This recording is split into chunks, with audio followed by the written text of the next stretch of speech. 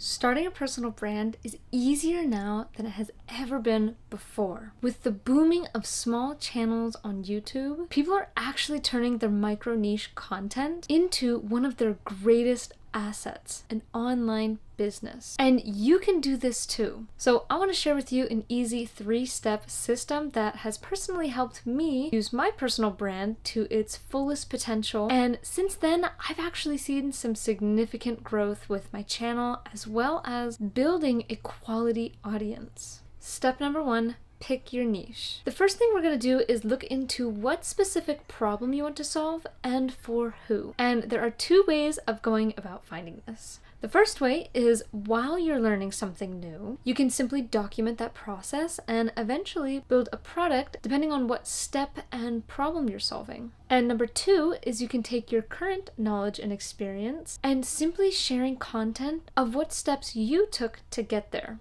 So either way, you are documenting your process, whether you're at the beginning or the end. And if you don't want to quite learn something new, but want to dive deeper into what you already know, you can fill out this Ikigai chart, which has 4 main sections to it.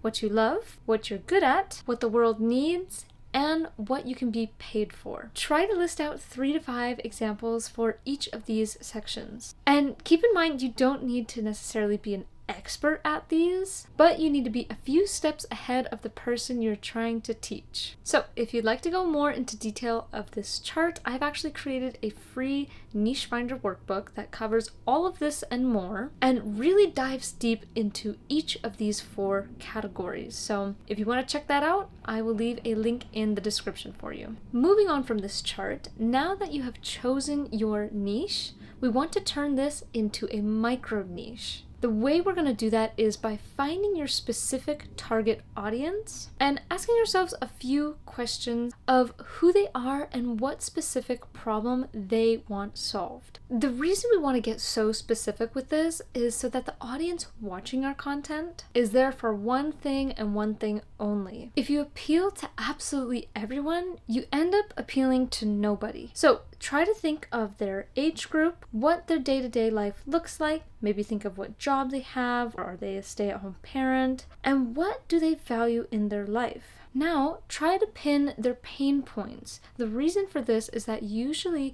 when someone is trying to solve a problem, there can be a lot of intense feelings involved. Either the feeling of missing out, or just not being satisfied with where their current situation is. Are they tired of working a 9-to-5 job and want to find new means of money? Are they also retiring and don't know what to do after? Do they want to be more healthy or fit? The list can go on of people's problems, but really take the time with who they are and what specific problem they want solved. This will help you to create your transformation statement that you will bring your audience through with every piece of content that you provide to them. This should go along the lines of, I help specific target audience plus their pain point achieve resolution of their pain point by your solution to their problem, aka your product or service.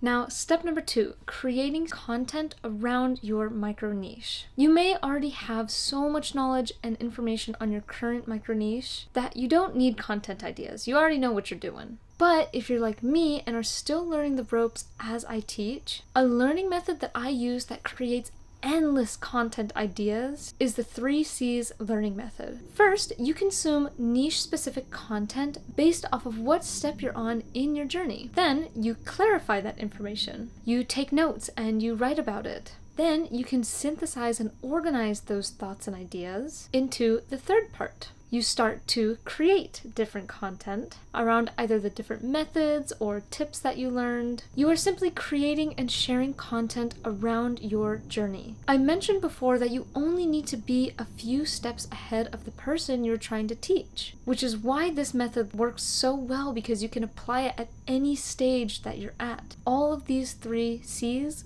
loop together. As you share and create more content, more questions may arise that might need to be answered in order for you to get to the next step. So you can simply start over the consuming process, the clarifying process, and then create even more content around your micro niche. How excitingly easy is that? The goal of this second step is literally just to learn and create and learn and create. It's its own system, and like I said, you can start at any point along the line. And this content that you are creating is for free. And that is a key factor when building your trust and authority with your audience. You don't want to just put out a $150 product when your audience doesn't even know you.